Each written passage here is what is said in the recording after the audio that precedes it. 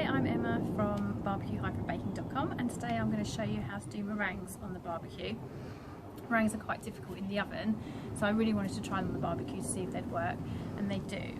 I'm going to do meringue kisses because they're smaller, so they don't take quite as long, but they are perfect for doing at the end of a barbecue when your heat is running right down.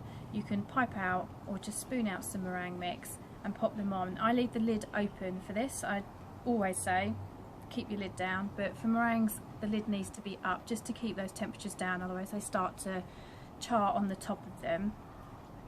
So I've set my barbecue up just for the meringues, and I've got 9 coals either side just to keep my temperature down, and it's steadying at about 130, which is perfect for meringues. If you're not quite sure what I'm talking about the coals, you need to go back to my previous blog about how to use your barbecue as an oven, and I'll explain it all there. So if I lift the lid, you'll see the coals are either side. So this is all about indirect heat, and the meringues will go down the centre.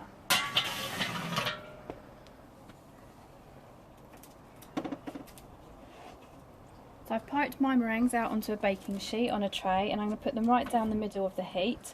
I've added some colour onto mine, that's the cake decorator in me, and I'm going to leave them on there with the lid open for about 30 minutes, and they should be perfectly cooked by then. On for 40 minutes now. I checked them at 30 minutes and they weren't quite done. Meringues can be quite temperamental, but they do like to bake nice and low and slow. So if you're at the end of a barbecue, you can pop them on and just keep an eye on them.